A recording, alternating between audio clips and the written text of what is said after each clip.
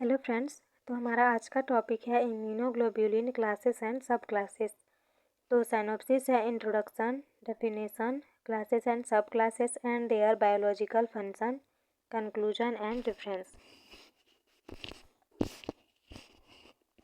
तो इंट्रोडक्शन देखते हैं। इम्यूनोग्लोब्यूलिन इन्हें एंटीबॉडी BCR-LB सेल रिसेप्टर तथा एंटी सीरम भी कहा जाता है। बी सेल द्वारा एंटीबॉडी प्रोड्यूस्ड किया जाता है जो निम्न रूपों में होता है। पहला होता है सॉल्यूबल एंटीबॉडीज़ जो सेक्रेटेड बाय सेल यानी कि सेल से सेक्रेट होता है, and membrane bound B cell जो बी सेल रिसेप्टर में प्रेजेंट होता है। फिर है ग्लोब्यूलिन 2 वर्ड से मिलकर बना है, इम्यूनो और ग्लोब्यूलिन, जिसमें इम्यूनो इक्वल होता है इम्यून सिस्टम और ग्लोब्यूलिन इक्वल होता है ग्रुप ऑफ प्रोटीन्स। यह ग्लोब्यूलिन प्रोटीन के द्वारा प्रोड्यूस्ड होता है, इसलिए इसे इम्यूनोग्लोब्यूलिन कहते हैं।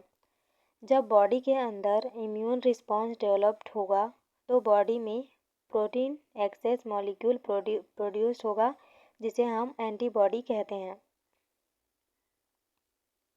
Antibody mainly serum, tissue and fluid में सिंथेसाइज्ड होता है। जब कोई antigen, virus, bacteria, pathogen, microbes या फॉरेन सब्सटेंस हमारे बॉडी में एंटर करती है तब बी सेल के द्वारा एंटीजन के अगेंस्ट एंटीबॉडी प्रोड्यूस्ड किया जाता है। एंटीबॉडी एंटीजन से बाइंड करके उस पैथोजन को किल करता है एंड हमारे बॉडी को प्रोटेक्शन प्रोवाइड करता है। Antibody humoral immune response show करता है। एंटीबॉडी की इफेक्टर मॉलिक्यूल भी कहा जाता है क्योंकि यह एंटीजन पर इफेक्ट करता है। फिर देखते हैं डेफिनेशन। एंटीबॉडी इम्यून सिस्टम का एक प्रोटीन कंपोनेंट होता है जो कि ब्लड में सर्कुलेट होते रहता है एंड बैक्टीरिया, वायरस जैसे फॉरेन सब्सटेंस को रिकॉग्नाइज करता है एंड उन्हें न्यूट्रलाइज्ड करता है। फिर है इम्यूनोग्लोब्यूलिन किसे कहते हैं। एंटीजन के स्टिमुलेशन से इम्यून सेल द्वारा सेक्रेट इम्यून सब्सटेंस एंटीबॉडी कहलाते हैं। यह ग्लोब्यूलिन प्रोटीन होते हैं, इस कारण इसे इम्यूनोग्लोब्यूलिन कहते हैं। फिर है immunoglobulin classes and subclasses. There are 5 classes of immunoglobulin in human serum. इनका नाम हैवी चेन एंड लाइट के नेचर पर रखा गया है। They are gamed GAMED। फिर है नेम ऑफ IG और नेचर ऑफ हैवी चेन। तो IgG यानी कि इम्यूनोग्लोब्यूलिन जी गामा और इसके बाद इसका साइन है। फिर IgA immunoglobulin A alpha, IgM immunoglobulin M mu, IgE immunoglobulin E epsilon, IgD immunoglobulin D delta. फिर है इम्यूनोग्लोब्यूलिन जी IgG हैज 4 सब टाइप। इसके 4 सब टाइप होते हैं जो है IgG1, IgG2, IgG3, IgG4। Similarly IgA has 2 सब टाइप नेमली। फिर जो IgA है उसके 2 सब टाइप होते हैं जो है IgA1 और IgA2। अब हम लोग देखते हैं IgG। IgG सर्वाधिक मात्रा में पाए जाने वाली एंटीबॉडी होती है। टोटल इम्यूनोग्लोब्यूलिन का 70 to 80% IgG ही पाया जाता है। IgG का आधा जीवन लगभग 23 दिन है जो सभी एंटीबॉडी टाइप का सबसे लंबा हाफ लाइफ है। सीरम में IgG का normal range 8 to 16 mg Dalton होता है और मॉलिक्यूलर वेट देखते हैं 150 डाल्टन होता है।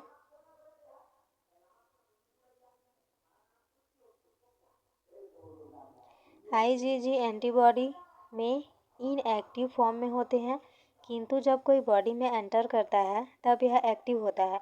तथा एक्टिव होने के बाद 23 दिनों तक जिंदा होता है। तत्पश्चात यह बैक्टीरिया माइक्रोब्स पैथोजन को किल करने के बाद स्वयं नष्ट हो जाते हैं। इसे मैटरनल एंटीबॉडी भी कहा जाता है, क्योंकि IgG एकमात्र एंटीबॉडी है जो प्लेसेंटा को क्रॉस कर सकता है। इसके थ्रू मदर अपनी इम्यूनिटी को फीटस में ट्रांसफ़र करने में सक्षम होती है।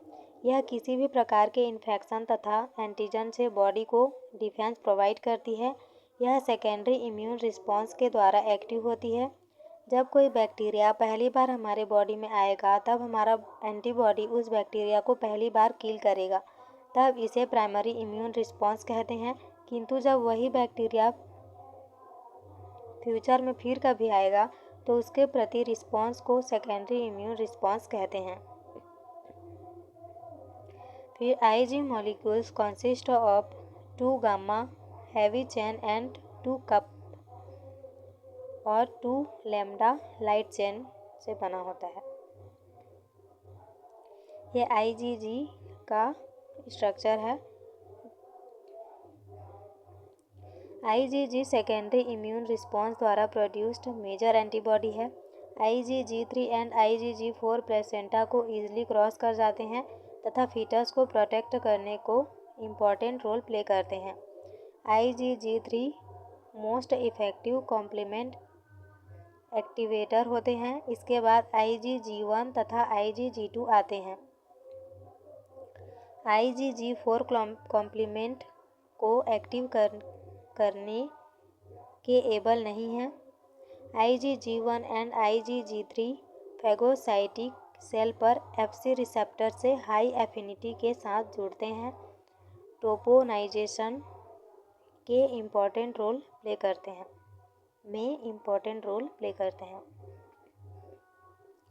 IgG बैक्टीरियल इमोबिलाइजेशन जीवाणु स्थिरीकरण में हेल्प करता है।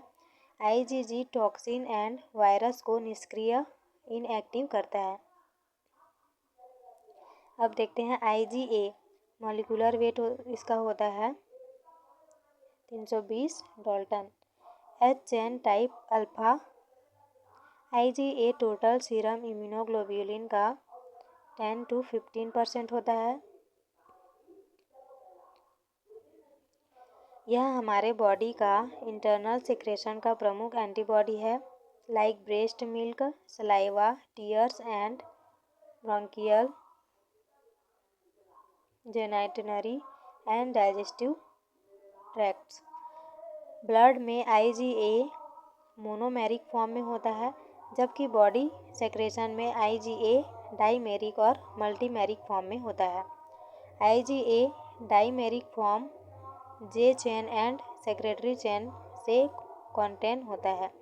यह सेक्रेटरी चेन ट्रांससाइटोसिस में हेल्प करता है। IgA एपिथेलियल लेयर को क्रॉस कर सकता है तथा बॉडी सेक्रेशन में एंटर कर सकता है। IgA द्वारा एपिथेलियल लेयर को पार करने की क्रिया को ट्रांससाइटोसिस के रूप में जाना जाता है। IgA के 2 सब ग्रुप हैं, AGA और AGA2। जो डायग्राम है ये IgA का डायग्राम है। फिर देखते हैं biological function of IgA। IgA epithelial layer को पार कर सकता है और बॉडी सेक्रेशन में एंटर कर सकता है। बॉडी सेक्रेशन में IgA वायरस को निष्क्रिय करता है और होस्ट सरफेस पर अटैचमेंट को रोकता है। अब देखते हैं IgM। मॉलिक्यूलर वेट होता है 900 डाल्टन। चेन टाइप होता है mu. IgM total serum immunoglobulin का 5 to 10% होता है। इसका average serum concentration 1.5 mg Dalton होता है। IgM प्लाज्मा सेल द्वारा सेक्रेटेड होते हैं। ये पेंटामेरिक फॉर्म में होते हैं, जिसमें 5 IgM molecule disulphide bond J chain through एक साथ जुड़े होते हैं। लार्ज साइज होने के कारण IgM को मेलियोनायर मॉलिक्यूल के नाम से जाना जाता है। पेंटामेरिक IgM मॉलिक्यूल में 10 एंटीजन बाइंडिंग साइट होता है, किंतु स्टेरिक हाइड्रेंस के कारण कंप्लीट एंटीजन से नहीं जुड़ सकता है। यह प्राइमरी इम्यून रिस्पॉन्स के दौरान प्रोड्यूस्ड होने वाली मेजर एंटीबॉडी है। मोनोमेरिक फॉर्म IgM 18,000 डाल्टन को बी सेल पर मेम्ब्रेन से बाउंड रिसेप्टर के रूप में भी व्यक्त किया जाता है। यह है IgM का diagram. Biological function of IgM। IgM primary immune response में प्रोड्यूस्ड फर्स्ट एंटीबॉडी है। यह नियोनेट यानी कि नवजात शिशु द्वारा प्रोड्यूस्ड फर्स्ट IG भी है। IgM के पेंटामेरिक स्ट्रक्चर के कारण ही इसे संयोजकता हायर होती है। पेंटामेरिक स्ट्रक्चर के कारण AGG एग्लूटिनेशन रिएक्शन में वेरी इफेक्टिव प्रभावी होते हैं। IgM IgG से कॉम्प्लीमेंट एक्टिवेशन में मोर इफिशिएंट अधिक कुशल होते हैं। डेल्टा चेन के कारण IgM सेक्रेटरी इम्यूनोग्लोबुलिन के रूप में महत्वपूर्ण भूमिका निभाते हैं। मॉलिक्यूलर वेट IgE का 200 डाल्टन होता है।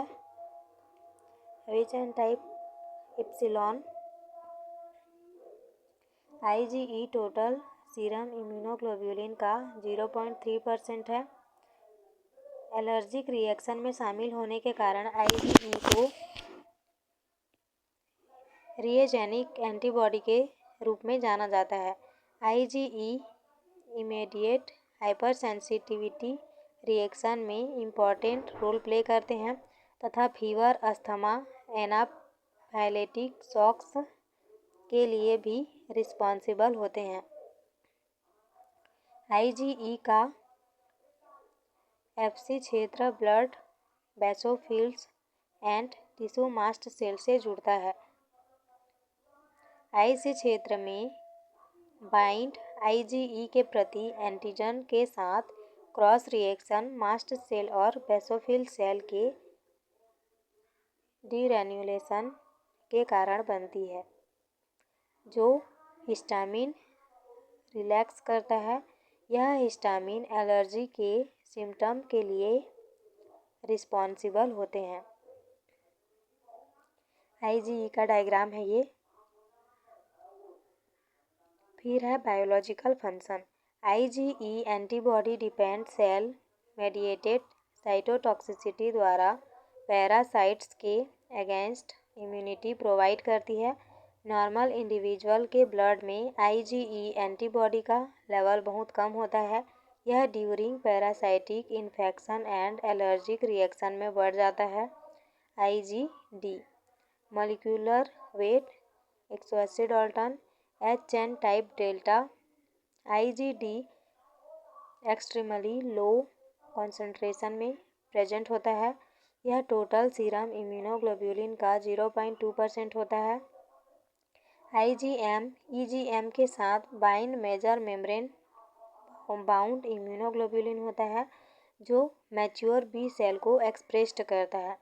IgD बी सेल के मैच्योरेशन एंड प्रोलिफरेशन में मेन रोल प्ले करता है। ये IgD का डायग्राम है। फिर है कंक्लूजन। ओवरऑल स्टडी से पता चलता है कि इम्यूनोग्लोबुलिन को ही एंटीबॉडी एंटीसीरम के नाम से जाना जाता है तथा एंटीबॉडी को 5 क्लासेस में बांटा गया है, जिसमें IgG, IgA, IgM, IgE, IgD include हैं तथा IgG के 4 सब टाइप या ग्रुप हैं। IgG1, IgG2, IgG3, IgG4। इसी प्रकार IgA के 2 सब टाइप होते हैं, IgA1 व IgA2। IgG सबसे ज़्यादा मात्रा में पाई जाने वाली एंटीबॉडी होती है तथा यह एकमात्र एंटीबॉडी है जो प्लेसेंटा को पार कर सकती है। इसे मैटरनल एंटीबॉडी के नाम से भी जाना जाता है। और लास्ट है reference, immunology by Kuby, 6th edition and by net. तो अगर वीडियो अच्छा लगा होगा तो प्लीज़ चैनल को लाइक, शेयर एंड सब्सक्राइब करें। and thank you for watching.